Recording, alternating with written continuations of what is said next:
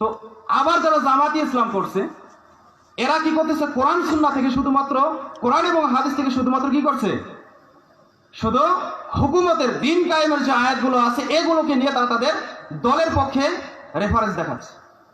এভাবে আপনার যারা আটরশি, মাইজভান্ডারি, চরমনাই, ফুরফুরা যত দল আছে সমস্ত দল, এখন একটা নব্য একটা দল কি হিজবুত তাওহীদ, শুনে নিন আমার, এরাও কি কোরআন সুন্নাহ থেকে রেফারেন্স দেয় না? এরাও কোরআন হাদিস থেকে রেফারেন্স দেয়। তো প্রত্যেকেই আমাদের মধ্যে যারা আছে তারা সকলে কি করে? কোরআন সুন্নাহ দিয়ে কথা বলে এবং বলে আমরাই সঠিক পথে। এই কথা আল্লাহ সুবহানাহু ওয়া তাআলা কোরআনুল কারীমের মধ্যে বলেছেন যে কি যত দল, যত মত, যত ইজম ফেরকা সৃষ্টি হবে সকলে কি করবে? উল্লাস করবে যে আমরাই সঠিক পথে। আসলে বাস্তব যত নতুন নতুন দল তৈরি হচ্ছে তারা সকলে কি করছে? বলছে কোরআন এবং হাদিস থেকে রেফারেন্স দেখাচ্ছে আমাদেরকে এবং বলছে আমরাই সঠিক পথ। আর আমরা যারা আহলে হাদিস এরা নাকি নতুন। কে আমাদেরকে নতুন বলে না? আমরাই নাকি নতুন, বরঞ্চ আমরাই পুরাতন। আজকে সমাজে দেখেন কিভাবে হকটাকে বাতিল করা হচ্ছে, বাতিলটাকে হক হিসাবে দাঁড় করানো হচ্ছে। এটাই প্রতিষ্ঠিত হয়ে গেছে সমাজের মধ্যে। অথচ আবু দাউদের মধ্যে হাদিসটা রয়েছে, একজন সাহাবীর আসার আবু সাঈদ খুদরি রাদিয়াল্লাহু তাআলা আনহু এরকম একটা মজলিস হচ্ছে, আলোচনা করছে সাহাবায়ে কেরাম। এখানে যখন কোনো যুবক এসে উপস্থিত হচ্ছে তখন আবু সাঈদ খুদরি কি বলেছেন? ফাইন্নাকুম খুলুফানা ওয়া আহলুল হাদিস বা'দানা, যুবকদেরকে দেখে বলছে যে শোনো, তোমরাই হচ্ছে আমাদের পরবর্তী বংশধর, তোমরাই হচ্ছে আমাদের কি পরবর্তী আহলে হাদিস। তো স্বয়ং ইমাম আবু দাউদ কি আজকে এই কিতাবটা রচনা করছে? আজকে করছে? সেই কত আগে করেছে। তো হাদিসের কিতাব পড়লে আপনি বুঝতে পারবেন আজকে যে এই যে হাজারো দল, অসংখ্য ফেরকা, ইজম, মতবাদ সৃষ্টি হবে এ সম্পর্কে আল্লাহ রাসূল সাল্লাল্লাহু আলাইহি ওয়াসাল্লাম আগে থেকেই জানতেন। এ কারণেই আল্লাহ তাআলা কোরআনুল কারীমের মধ্যে অসংখ্য আয়াত দিয়েছেন এবং হাদিসও দিয়েছেন। আজকে হকটাকে বাতিল করা হচ্ছে, বাতিলটাকে হক বলে ধরা হচ্ছে। তো এই যে এক এক আলেম এক এক কথা বলছে, এই যে আমরা এক একজন এক এক কথা বলি, যে কি একটা গজল বলতে হয় কি ইসলামী দল হালি হালি ফেরকা করেছে, আমি কোন দিকে যাই পড়ে আছি গোলক ধাঁধাতে। কি গজলটা শুনেননি? জাগরণীটা খুব সুন্দর না? তো এখানে আমরা আমাদের দোষ একই হয়েছে।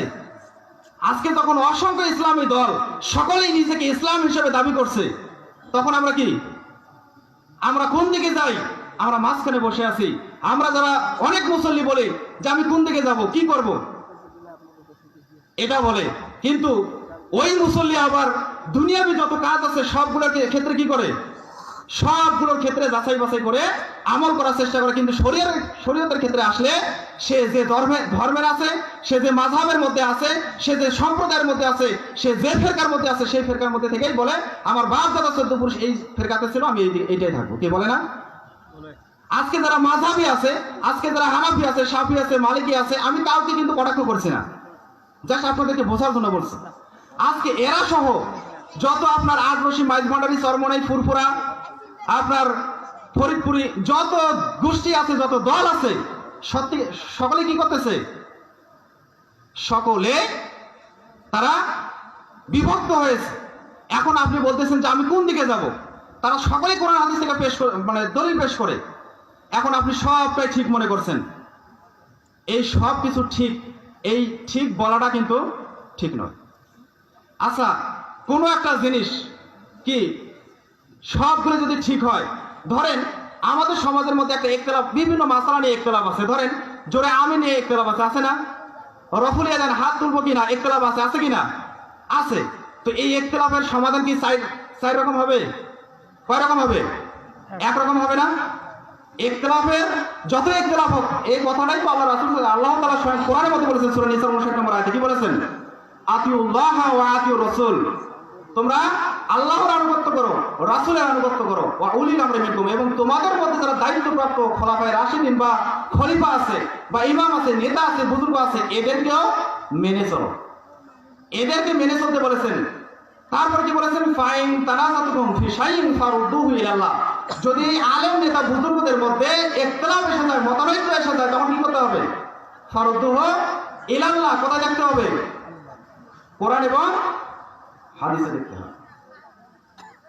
এখন সমাজের মধ্যে ইখতিলাফ আছে জোরে আমিন বলা নিয়ে, হাত তোলা নিয়ে, সূরা ফাতিহা সালাতের মধ্যে পড়বো কিনা, এগুলো নিয়ে ইখতিলাফ আছে। এখন যদি আপনি বলেন যে না আমার বাপ দাদা সূরা ফাতিহা পড়ে নেই, আমার বাপ দাদা হচ্ছে অমুক মাযহাবের, ওই মাযহাবে এটা নাই, তাহলে এটা আমি পড়বো না, তাহলে কি আপনি কি পরকালে মুক্তি পাবেন আশা করেন? আশা করা যায়? পশ্চিম কালেও আশা করা যাবে না।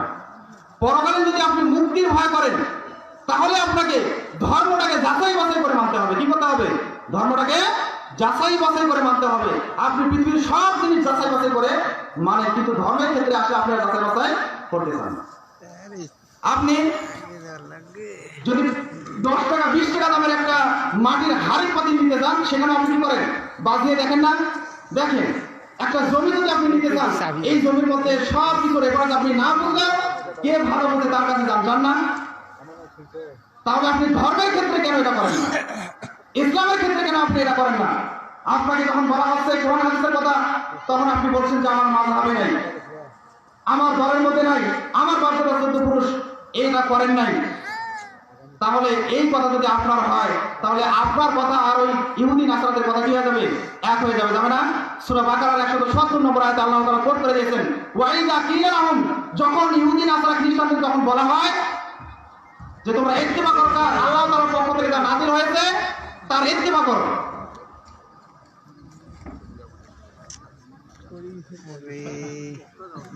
মানে বাস দেওয়ার দরকার।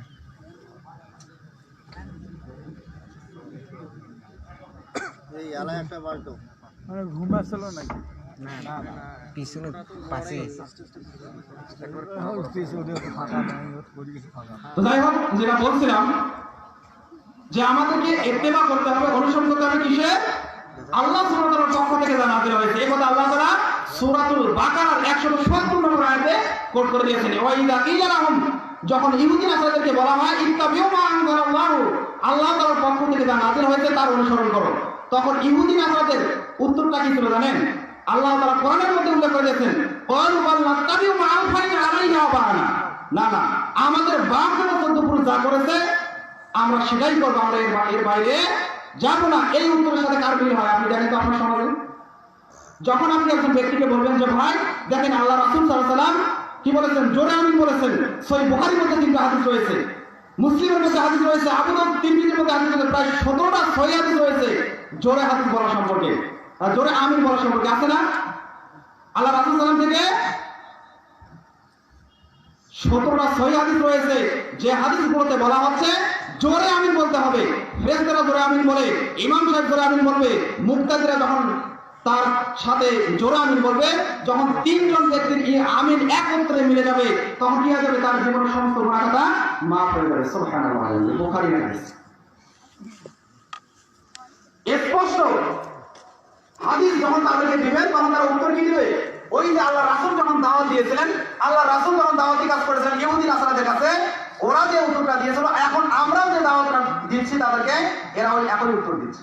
এটা দিবে সম্মানিত হাজিরিন? তো দিতে পারে, কিন্তু এরা পশ্চিম কালো মুক্তি নাজাত পাবে না। ফেরকাই নাজিয়া নাজাতপ্রাপ্ত দল কয়জন হবে? কয়টা হবে বলেন তো? আল্লাহ রাসূল সাল্লাল্লাহু আলাইহি ওয়াসাল্লাম তিরমিজির একটা হাদিস, একটা রেখা টানলেন, টানার পর বললেন এর বামে 2টা রাখা, ডাইনে 2টা রাখা, এর বামে আরো অসংখ্য রেখা টানলেন, টানার পর বললেন ও আন্না হাযা সিরাতুল মুস্তাকিম, জান্নাতে যাওয়ার পথ, সিরাতুল মুস্তাকিমের পথ, হেদায়েতের পথ কয়টা? একটা। ও আন্না হাযা সিরাতুল মুস্তাকিম, এই সোজা একটা রাস্তা, এই রাস্তাটা জান্নাতে চলে গেছে। আর এই আঁকাবাঁকা যত রাস্তা আছে সবগুলো কার রাস্তা? আল্লাহ রাসূল ওই হাদিসে বলে দিয়েছেন, প্রত্যেকটা রাস্তার শুরুতে বসে আছে ইবলিস শয়তান। কে বসে আছে? ইবলিস শয়তান। আজকে আল্লাহ রাসূল সাল্লাল্লাহু আলাইহি ওয়াসাল্লাম আরো বলেছেন যে আমার উম্মত এবং ইহুদি খ্রিস্টানদের যে উম্মত, এরা কি হয়ে যাবে? পরস্পর মিলে যাবে। হাজার না নেবেন নাও, এক পায়ের জুতা আর এক পায়ের জুতার মধ্যে যেমন তফাৎ, আমার উম্মত আর ইহুদি খ্রিস্টানদের মধ্যে তেমন তফাৎ থাকবে, মানে সামান্য কিছু তফাৎ থাকবে।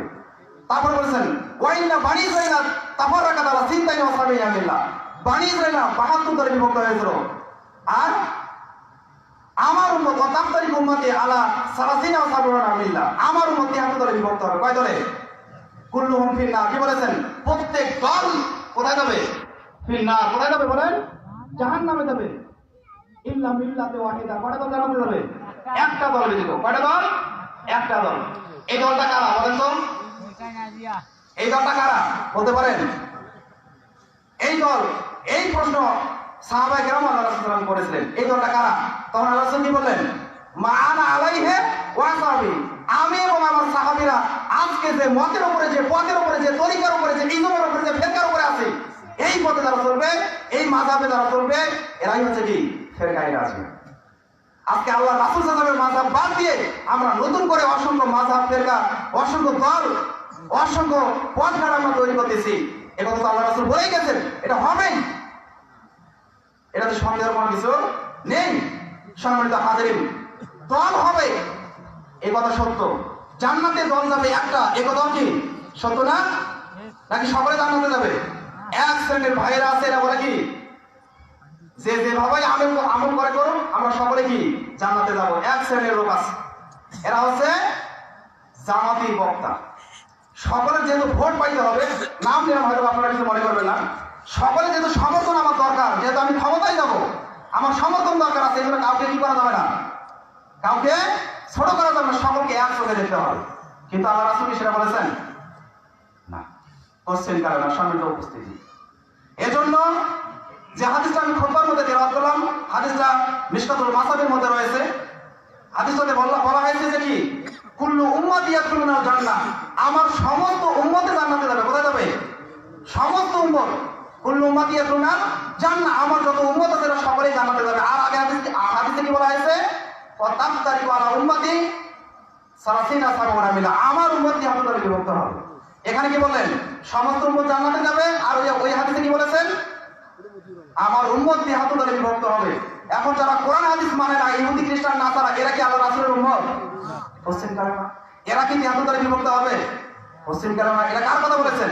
মুসলমানদের মধ্যে 73 দলে বিভক্ত হবে, এটাই তার প্রমাণ। কেননা এখানে আল্লাহ রাসূল উম্মতের কথা বলেছেন, যারা কোরআন হাদিস মানে এরাই 73 দলে বিভক্ত হবে। এটা নিয়ে অনেক ব্যাখ্যা আছে, ব্যাখ্যা দিতে গেলে হয়তো আমরা সময় পাবো না। তো যাই হোক, বলছিলাম আল্লাহ রাসূল বলেন যে কুল্লু উম্মতি ইয়াদখুলুনাল জান্নাহ ইল্লা মান আবা, আমার সমস্ত উম্মত জান্নাতে যাবে ইল্লা মান আবা, তবে যারা আবা অস্বীকার করে, অবাধ্য হয়, জান্নাতে যেতে চায় না, এরা জান্নাতে যাবে না। সাহাবায়ে কেরাম হতবাক, আল্লাহ রাসূল কারা তারা? কিনা মানহুম ইয়া রাসূলুল্লাহ, আল্লাহ রাসূল কারা তারা যারা জান্নাতে যেতে চায় না? আল্লাহ রাসূল কি বললেন? ক্বালা মা'আনা, যারা আমার আনুগত্য করলো, ইত্তেবা করলো, কে তারা জান্নাতে যাবে। ওমান আসানি ফাকাত আবা, যারা আমার অবাধ্য হলো, তারা হচ্ছে জান্নাতে যেতে অস্বীকার করলো। এই যে হাদিসটা বললাম, হাদিসটা হয়তো তেমন কিছু বুঝতে পারলেন না, এখন আপনাকে হাদিসটা বোঝাই। আল্লাহ রাসূল বললেন কুল্লু উম্মতি ইয়াদখুলুনাল জান্নাহ, আমার সমস্ত উম্মত জান্নাতে চলে যাবে, একটা দল ব্যতীত। কি বলেছেন? কুল্লু উম্মতি ইয়াদখুলুনাল জান্নাতা ইল্লা মান আবা, যারা আবা করে জান্নাতে যেতে চায় না, জান্নাতে যেতে চায় না। কে যেতে চায় না বলেন তো? আপনাদের মধ্যে এমন কি কেউ আছেন জান্নাতে যেতে চান না? হাত তুলে দেখুন তো কে আছেন? কেউ নাই। কিন্তু এবার আমি যেটা বলবো, আল্লাহ রাসূল বলেছেন কি ইল্লা মান আবা, যারা যেতে অস্বীকার করে, অবাধ্য হয়, যেতে চায় না, এরা কারা? আবা কারা? এর ব্যাখ্যা আল্লাহ কি বলেছেন? ওমান আসানি ফাকাত আবা, যারা আমাকে অনুসরণ করে না, আমার ইত্তেবা করে না, যারা আমার নাফরমানি করে, এরা হচ্ছে কি আবা। এরা কি আবা। তাহলে আবা কারা? আবা হচ্ছে আল্লাহ রাসূল বলেছেন সুদ খাওয়া কি, সুদ খাওয়া কি বলেন? হারাম না? তো যারা সুদ খায় এরা জান্নাতে যেতে অবাধ্য হলো, মানে অস্বীকার করলো, এরা জান্নাতে যেতে চায় না। যারা নেশাদার দ্রব্য পান করে, এরা কি আবা, অবাধ্য, এরা আমার রাসূল অনুসরণ করে না, এরা হচ্ছে কি আবা। এই আবা মানে হচ্ছে যারা যত বড় পাপের সাথে লিপ্ত থাকে, তারা সকলে কি জান্নাতে যেতে অস্বীকার করলো, যেতে চায় না, অবাধ্য। এবার আপনারা দেখেন আপনাদের মধ্যে কয়জন টিকবেন? আমরা অনেকেই আজকে, অনেকেই জেনার সাথে জড়িত, সুদের সাথে জড়িত, অনেকেই আমরা কি অনেক রকম পাপের সাথে জড়িত। এই পাপ কাজগুলো যে আমরা করছি, এটা দিয়ে আমরা বুঝতেছি কি আমরা জান্নাতে যেতে চাই না। এদিকে আমার নিজস্ব কথা বললাম, কার কথা বললাম? আল্লাহ রাসূলের কথা বললাম না? আল্লাহ রাসূল সাল্লাল্লাহু আলাইহি ওয়াসাল্লাম স্পষ্ট বলে দিলেন যে ইল্লা মান আবা, তারপর বলেন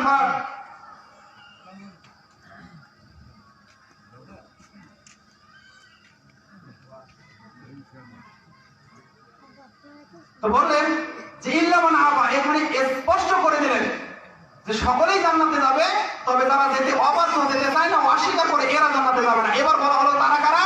তখন বললেন যে যারা আমার নাফরমানি করে, আমার অনুসরণ করে না, আমার ইত্তেবা করে না। সম্মানিত হাজিরিন, এবার আপনি যে এই যে পাপের সাথে জড়িত আছেন, তাহলে আপনি পশ্চিম কালে জান্নাতে যেতে চান না।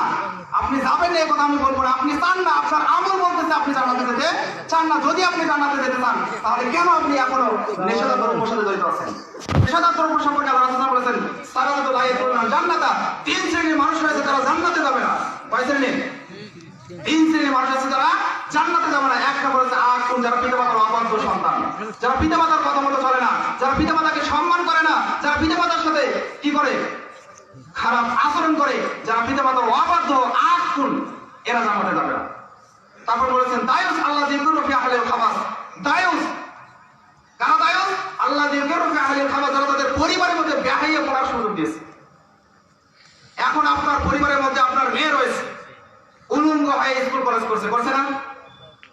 আপনি একজন তার কি পিতা, আপনি একজন তার অভিভাবক গার্জিয়ান, কিন্তু আপনি তাকে কোনো রকম নিষেধ করতেছেন। আপনার পাশে আমরা দারুল হাদিস সালাফিয়া মাদ্রাসা করে বসে আছি, সহিহ সুন্নাহ অনুযায়ী আমরা সেটাকে পরিচালনা করতেছি। আমরা সেখানে কি করতেছি তার প্রমাণ আপনারা স্টেজে পাবেন ইনশাআল্লাহ। আমার ছাত্র হাবিবুর রহমান তার আলোচনা থেকে আপনারা বুঝতে পারবেন। এর আগেও আমাদের অনেক ছাত্র আলোচনা করেছে, হয়তো আপনারা শুনেননি, আপনারা আরো শুনবেন। আমাদের যে শিশু বক্তা 10 বছরের বাচ্চা রয়েছে, তো এরকম আপনারা যদি আপনাদের ছোট থেকে একটা বাচ্চাকে আমাদেরকে দেন, তাহলে আমরা ইনশাআল্লাহ ওই বাচ্চাটাকে কি করতে পারবো, এরকম সুন্দর করে তৈরি করতে পারবো। সম্মানিত হাজিরিন, তো বলছিলাম আল্লাহ রাসূল সাল্লাল্লাহু আলাইহি ওয়াসাল্লাম কি বললেন?